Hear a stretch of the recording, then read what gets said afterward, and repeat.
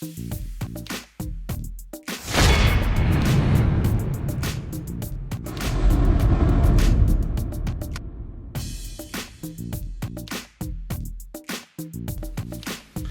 there guys, Simply H here.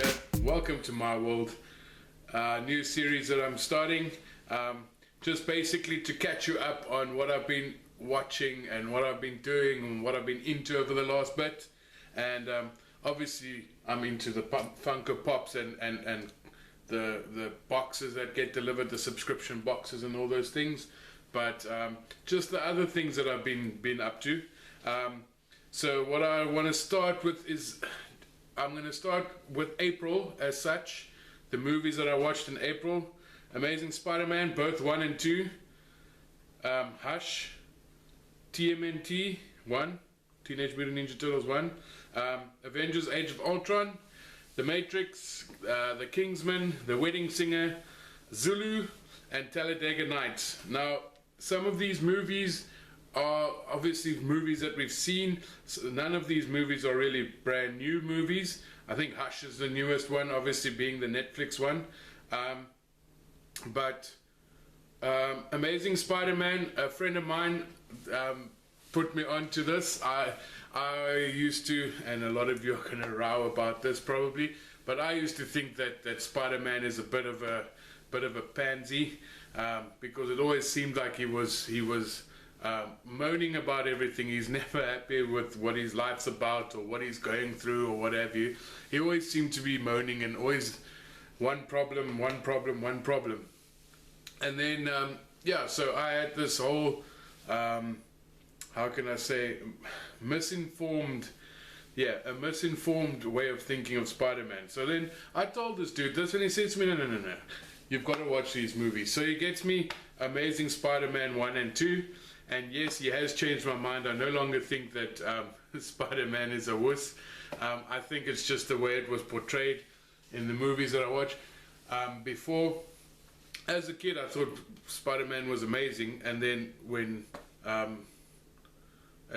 Daniel Radcliffe, I think his name is, came along, no good, not very nice. I didn't like him so much anymore. And yeah, so that really dented it. But after watching The Amazing Spider-Man, I think it's definitely a better portrayal, or a more heroic superhero, if I could put it that way. He obviously had his issues and his problems, but I definitely think that you need to watch 1 in order to set you up for 2. But that saying, I think 2 is the better Spider-Man of Amazing Spider-Man 1 and 2. Then Hush, everybody was talking about it. There were people with a lot of reviews and all things like that. Jeff Sawers was one of them, and so obviously I had to just watch it, and I thought it was pretty good. I really enjoyed it. To me personally, I think it should be classed as thriller, not as much horror, but that's my personal way of thinking of things. For me, if it's supernatural type of vibes, or serial killer type of vibes, which basically this dude is, if we count the things on his thing, but you'll see if you watch the movie. I don't want to give too many spoilers away, but at the end of the day, to me it was more a thriller than a horror. The mask was cool that the villain used. The movie itself started off, I thought, oh, this is not my type of thing. It's taking a bit long to get there, but once it starts getting, the action starts going, it really gets going, and then you pretty much on the edge of your seat. Ninja Turtles 1, obviously I had to watch it again because of the Ninja Turtles 2 coming out and all the hype around all the things that's all the hype around all the promos and releases that are coming out now before the movie is released. So I had to watch it again just to see what it was about. I didn't think it was that bad. The only critique I have about it is that the Shredder wasn't quite the Shredder for me. They could have done a little bit of a better job with him. Then Avengers Age of Ultron, again, just watched it again because next weekend I'll be going to watch Civil War. So obviously just wanted to get back into the Marvel frame of mind. Age of Ultron, I couldn't falter that movie. I enjoyed it a lot. Um, it was but there were a few tongue-in-cheek moments, but at the end of the day, that's what you'd expect from Marvel. The Matrix, classic movie, had it on while laying in bed to fall asleep, but obviously not. No offense to the movie, it's not something that's going to make people fall asleep. But what I mean is that, yeah, I was watching it last thing in the evening, and obviously still great, enjoyed it. And definitely, if there's somebody out there that has not seen The Matrix, don't know why not, but take it out, watch it, see it, it is good. Movie from last year, 2015, that I saw for the first time was Kingsman, which I thought was pretty cool. It's very macho type thing. It's like it's a spy type thing, but they have their own little organization going, which is pretty much like they're not part of any government, but they are based here in the UK. And the names and things are based on the Knights of the Round Table, Arthur and those guys. So yeah, Merlin. So go have a look at that. That was really cool. I enjoyed it. For what it is, it's action. It's funny somersaults and weird gadgets, which I really enjoyed. Another one I watched again this month of April was The Wedding Singer. Obviously Adam Sandler has done all the movies that you can think of. He plays pretty much the same character all the time, I suppose, but I still enjoy him and I enjoy his jokes ever since back in the day. So yeah, The Wedding Singer, I had to watch that again, and my standout moment from that movie is the old lady at the end. Yeah, that one. Then one that we found by mistake while scrolling through our Netflix catalog. It's a film called Zulu. Now, I'd never heard of it before. I've scrolled past it a few times thinking that it's actually Shaka Zulu, or you know, the dude from Natal, the king of the Zulus, what have you. But it was not. It was Orlando Bloom, and I'm not going to remember this dude's name. It was an Orlando Bloom movie set in good old SA, and it's about some new drug that's developed by the evil, mean doctor geniuses from the apartheid era that they used, and basically these drugs are out on the street now, and these guys have to find a way to get it off the streets. I thought it was an excellent film. I can't believe that there wasn't a bigger deal made about it. I'm sure they spent a bit of money making it, but either way, it got me nostalgic, so I'm hoping that's not what made me enjoy the movie so much.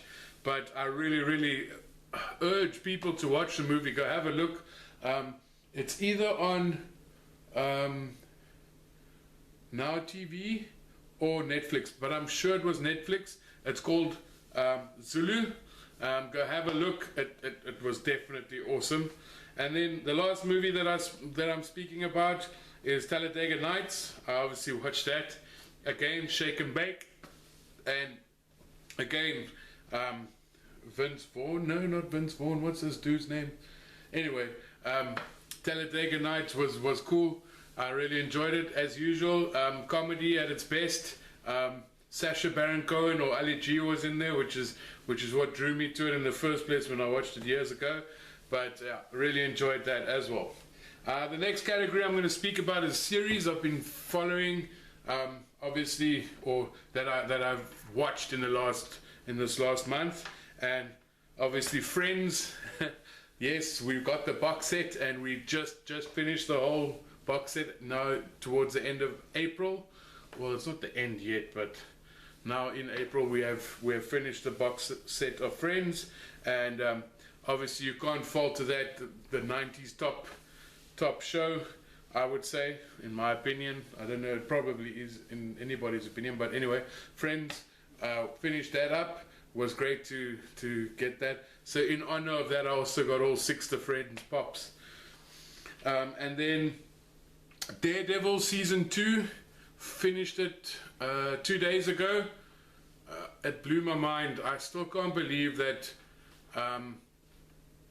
that the times that we are living in now is just so great. We've got all these heroes from childhood that's jumping off the pages of comic books, off the coloring in pages and things that we used to have, and onto the TV screen and onto the big screen. It's so awesome living in these times, and it's so great to see our favorites. Punisher is obviously one of my favorite Marvel characters. Daredevil isn't far behind, but I think old Batflick made that one a bit of a dud for me. But at the end of the day, Daredevil, I respect him as a superhero, if I can put it that way. And yeah, I really enjoyed the Punisher's role. I enjoyed the way that it was portrayed. The guy that played the part was cool. The blonde lady, I am not so keen on her. The lady that plays Elektra, I think she would make a better Talia al Ghul than Elektra. But then I'm not a casting agent or anything like that. I wouldn't know the first thing about casting the right people for right things. But that lady just felt more like a Talia al Ghul than an Elektra for me. I'm sure there could have been someone else they could have cast in there that might have been a little bit more Elektra, but that's just my opinion. Again, I'm not a movie buff at all, or film buff at any sorts. And with that in mind, as a youngster, I used to enjoy watching it. I stopped watching in around about, I'd say, 99, 2000. No, I stopped watching around 2001. And for the last month or two, I've been getting more and more into it again, and watching more and more of it. And some people are going to laugh, and some people are going to be like, why not, dude? But I've been starting to watch WWE again, and I'm quite excited about a few of the characters, and there's others that I'm not too excited about. It was great to see the WrestleMania was such a success. It looked like so many people that were there, and all the buzz that was on the internet and all that stuff about the WrestleMania. But obviously that is their biggest event. I think it's one of the fifth biggest sporting event in the world. So it's definitely big time. So you'd expect a lot of buzz around that. But yes, in the month running up to it, and for this month of April, I've been starting to follow some of the guys. I've made like a list of some of the guys that I reckon people should look out for, because I think they're pretty good wrestlers. Well, the first one being Dean Ambrose, Roman Reigns, AJ Styles, Sami Zayn, Kevin Owens, Bray Wyatt, Cesaro, and then my favorite tag team, because they're loudmouths and they seem to have the crowd going, and I just like the way they banter, is Enzo and Big Cass. It's pretty cool. They have this whole thing going, and SAWFT soft, and how you do, and all this nonsense. It's very cool. I think they're very good showmen. As far as Dean Ambrose goes, I think he's a great wrestler. I think he's got a good chance of becoming a title holder very soon. If not, yeah, a title holder very soon. Roman Reigns, I feel sorry for the dude. There's nothing wrong with what he does. He's actually not bad, but it seems like the crowd is just not liking him. I saw some clips of interviews and things where on the one side they're saying, let's go Roman, and on the other side they're saying how shit he is. So I don't know. Roman Reigns, I feel sorry for you, mate. I think there's nothing wrong with your abilities or anything like that. I obviously don't know the background as to why the crowd is not into him, but yeah, I really feel sorry for Roman Reigns, because he looks like a very good wrestler. But one that has just come on the scene, or in my opinion, or just from what I was watching before and after the WrestleMania, is AJ Styles. I think he's got a thing or two up his sleeve. There's a new storyline coming now with him, with some friends that he brought along from wherever he comes from. but I definitely, AJ Styles is definitely one to look out for. Sami Zayn and Kevin Owens, their little battle looks cool. Apparently they were friends before, and Kevin Owens dissed Sami Zayn somewhere along the line, and now they're not friends. But my money's on Sami Zayn all the way. I think he's cool. Then at first I didn't like this dude when I first saw him, and then the more I watched, the more I started liking him. And I think he's like, I wouldn't say the new, but I would almost say the replacement to the Undertaker. Now Undertaker all the years was my favorite, and I was happy to see that he's still fighting when I started watching again. But Bray Wyatt, I think, is the new, like, the stand-in type dude, the evil, dark, like, weird thing that you get. And yes, definitely someone to look out for. I'm not sure when the Undertaker is retiring. It must be soon. The guy's been wrestling for so long. Again, he was there when I started watching. I've left for all these years, and he's still fighting. So I'm sure it's almost time for him to retire. And then Cesaro, I pretty much respect that dude. He was up on the ring there with a shoulder injury, and he was doing his thing against, I think the guy's called The Miz or whatever, I'm not sure. But at the end of the day, yeah, he's another guy I think you can look out for. They are busy building him up at the moment. So yeah, that's looking good. And then, as I said, my favorite tag team at the moment is Enzo and Big Cass. And do yourself a favor, watch them. They're very entertaining. Even if you, I'm sure if you just go onto YouTube and check out their, if you go onto YouTube and check out any of their clips, you'll see what I mean. They're very entertaining. And another thing I want to do as part of this series, obviously I want to speak about rugby. It's a game that I love and enjoy, and no longer play anymore since 2001 or 2, around there somewhere. Can't remember when my last game was. Either way, so what I want to do for you guys is I want to give you the world rankings from 1 to 5, and I'm going to try and do that each week or each time that I do these catch up with H videos, or the world of H. We'll still figure out a name. Let's go with it. So at the moment, at 1:10 on the 22nd of April, we've got number 5 Wales, number 4 England, number 3 South Africa, number 2 Australia, and number 1 New Zealand. So as of this time at 1:10 on today's date, the 22nd of April, we've got that as our top 5. Obviously, as we go along, we'll see how that changes. Then, sticking with rugby, we've got the Sevens tournament. It's 7-a-side rugby. It's obviously half teams that they put out there. It's a lot faster-paced game. A lot less kicking and more running.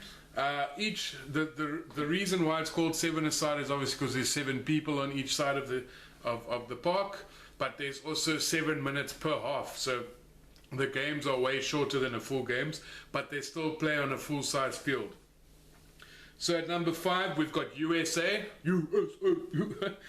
4 we've got Australia, 3 New Zealand, 2 South Africa, and the number 1 of the 7s is Fiji, which is quite good. The Pacific Island nations do very well in the 7-a-side game. Then obviously South Africa's got a new coach in Alistair Coetzee. He used to be the coach of the Stormers rugby team, which is a team from Cape Town, where I come from, but don't support. It's a funny story, but yeah, we'll get to that. So the new coach, Alistair Coetzee for South Africa, yes, he is a good coach. I think he's brought the Stormers from a losing team back in the day when he started, or not really losing, but they didn't win any gold or silver or anywhere. But he brought them from not winning anything to starting to win a few cups and things like that. I think they were the top of the South African division in the Super Rugby League and all those things. For his focus used to be, and I'm sure it is still, used to be on defence. There was no greater defensive side than the Stormers. Unfortunately, though, as I've said before to friends and family and things, we are here to play rugby. We're not here to play defence. So hopefully, he has some advisors, or he's able to have more resources to get some guys to help with the attack of the game as well. The Springboks are at third in the world at the moment.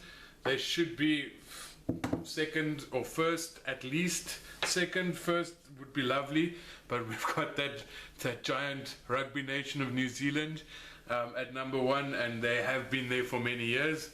But yes, South Africa should not be at third. We should be higher than that.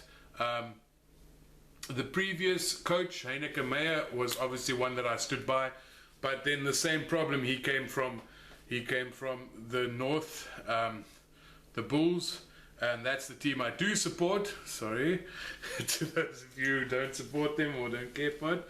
But yeah, so he got them to third in the world, where they probably should have done a bit better. We had the worst upset, and everybody knows that we lost against Japan during the World Cup, but had a very good World Cup after that. The problem in South Africa at the moment is obviously there's lots of politics and everything, and nothing is about merit anymore. Everything is about politics.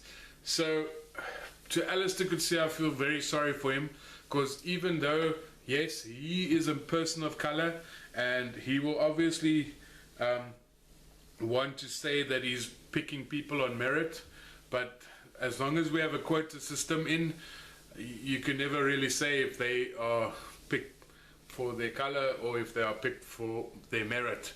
So that is the sad situation of South African sports, or I can't say sports, it's just rugby and cricket, where they have these quotas that I know of. In football or soccer, there's definitely no quotas there, but that's I don't know. Long story short, that's the sad truth, is that yes, I feel sorry for Alistair Coetzee, because he has the potential to be a good coach. The problem is just that with politics, I think his hands are a bit tied, and it's not just him. I mean, any coach, whoever it would have been that had to take over the books, that's the problem. Another thing they're talking about is banning or taking away the Springbok emblem, taking it off the rugby jersey, and for many years I was like, no, they got to keep the book, they got to keep the book, they got to keep the book. It is the heritage, it's what South African rugby is about. But if I can personally say, I think, you know what, take the book, because if you're not going to let the guys play by merit anyway, then the guys that are wearing that jersey are not really books anyway.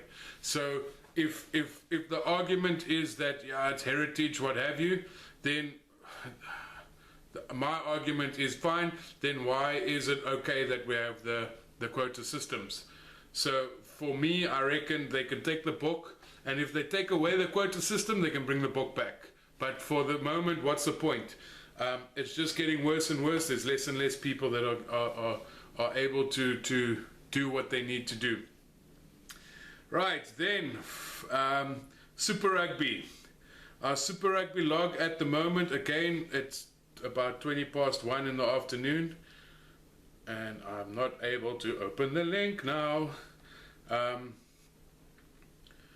Super Rugby standings at the moment, if I think it's week 9 of the Super Rugby that we're on about at the moment.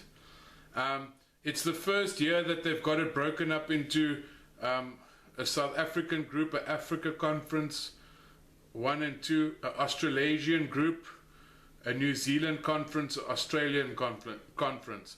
So it's very different to it was in the past years, but we can still come up with a top 5 position, or can we?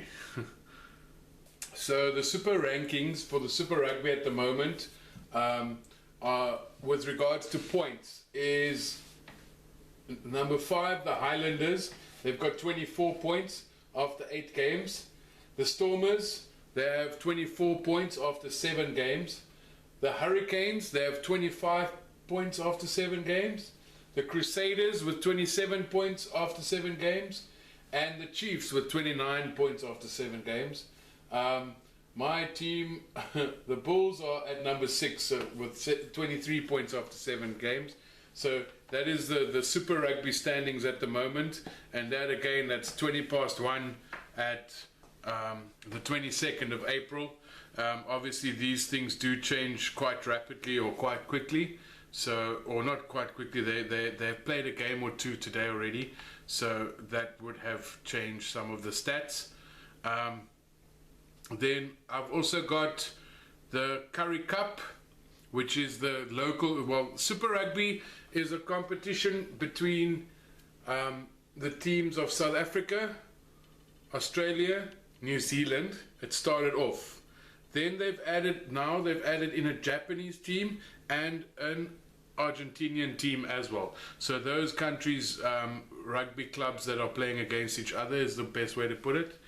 Then the Currie Cup is a cup within South Africa. The different teams from each region of South Africa, they play in the Currie Cup.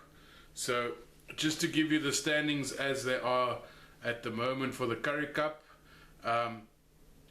Now that is basically that's the grassroots teams. That's the guys that come up from there that play in the Super Rugby teams, and then from Super Rugby, obviously that's like the big stage, and then obviously the biggest stage would be the World Cup, which is held every 4 years. At number 5, after 2 games and 6 points, is the Lions. At number 4, after 2 games and 9 points, are the Border Bulldogs. At number 3, 10 points, also 2, so everybody's 2 games, sorry. Everybody's played 2 games, so I'm going to forget about that. Let's just go points. So joint first position on points only is the Eagles, SWD, the Boland Cavaliers, and the Griquas.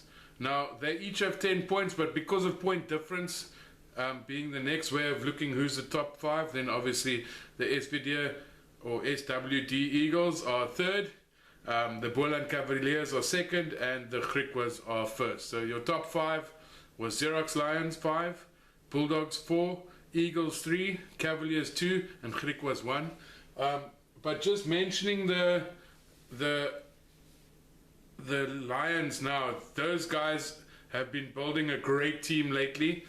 In the last 2 years, they've been edging forward, and in this season so far, they have been knocking things out the park. To anybody that is a Lions fan, many years they haven't had any wins to speak of or anything to be proud of. But for the last 3 seasons and pinnacling in this season, the Lions are really doing a good job. Another one of my interests, obviously, is soccer or football, and the rankings that I got for the football is a bit weird.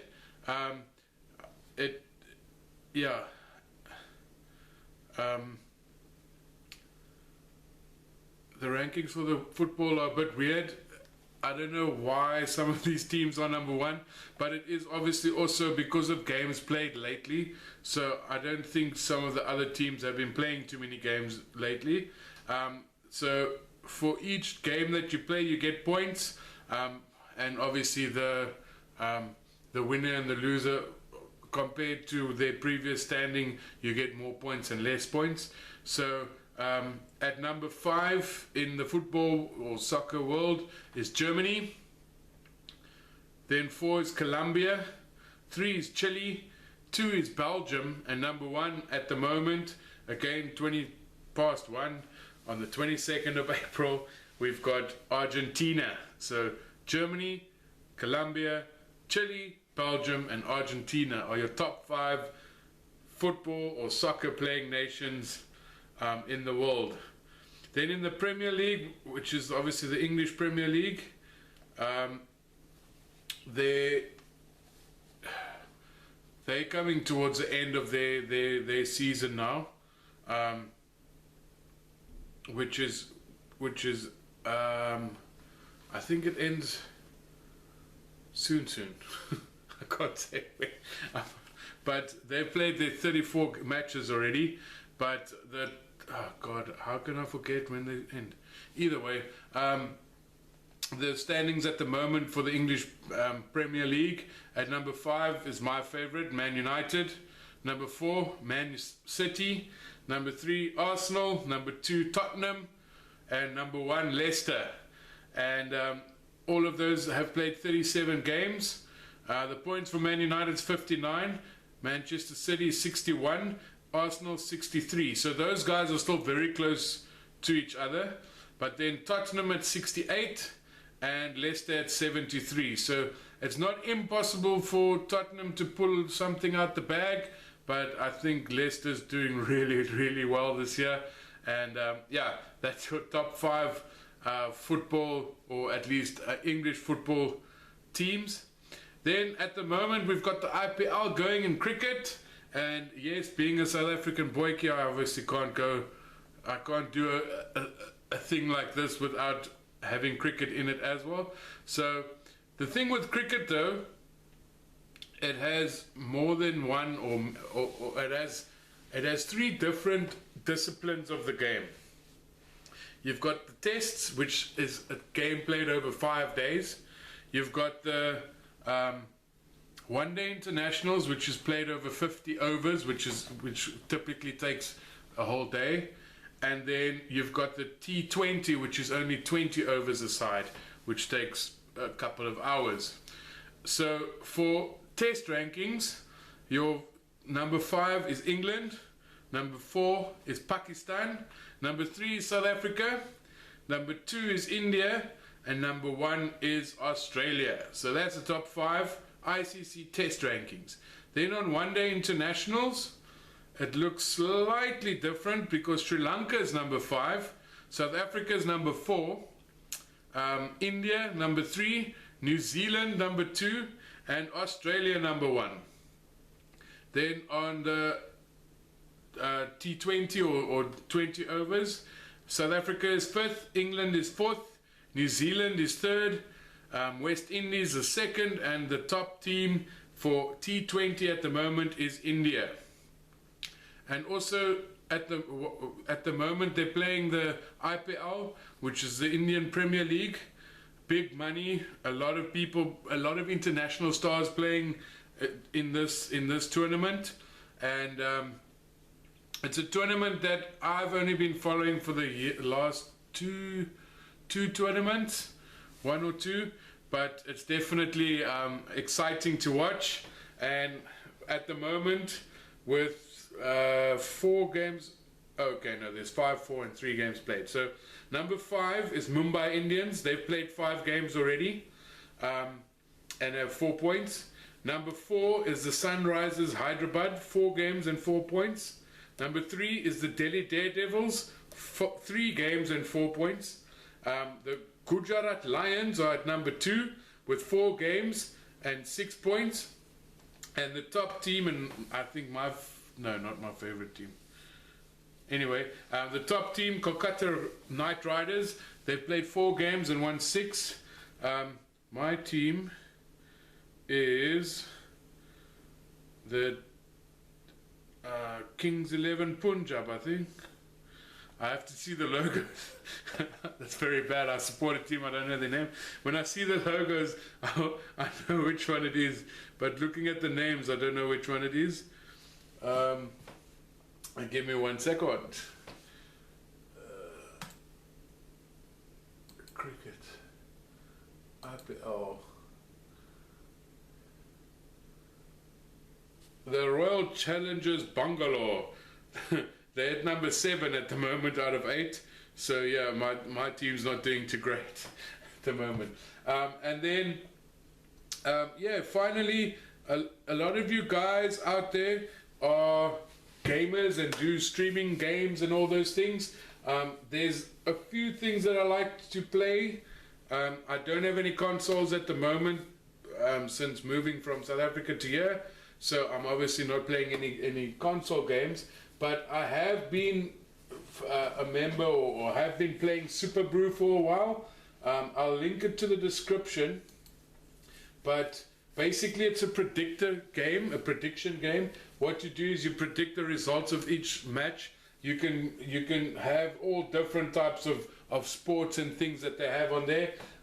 Just to give you a few, Curry Cup, IPL, Bundesliga, European Rugby Challenge, La Liga, Super League, AFL, NRL, NFL, AFL, Super Rugby, so Copa America, Euro 2016, golf, cricket, all types of games that they have on there.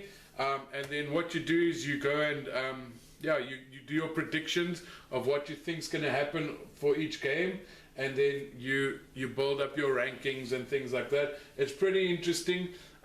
It's the closest thing that I'll come to gambling, because it costs me nothing and I can't lose anything or I can't win anything. It's all about fun and pride. But yes, it's a really cool site, and I really enjoy doing that. It's a nice little pastime. And then I've been playing a bit of Sim City, which I started at the beginning of the month, I think.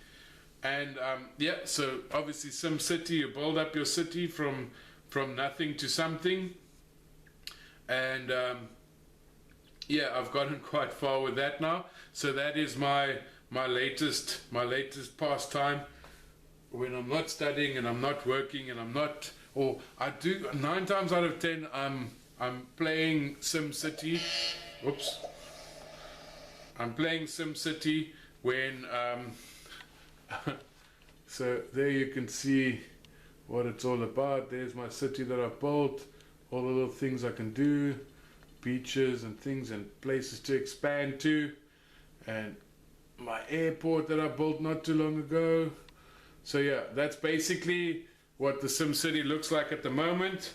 But yeah, if you do want to get into it, it is very addictive. It's one of those things where you can have in-app purchases and you can buy extra credits, or if you have time to wait for stuff, or not time to wait, but you need to have the thing wait for stuff, because it takes so long to build this and so long to build that. But if you use real money, then you can make things get built quicker. But here's another cool feature of it is you can make your own little disasters for you to fix. So I have been told that I can do one of these. So let's see if it's the earthquake. I can show you how that looks. No, it's not the earthquake, sorry mate. It is a meteor shower. So we're just quickly going to put my Sims through a quick meteor shower so I can rebuild and get some experience and keys. Are you ready? Here we go. Let's get the sound on for that.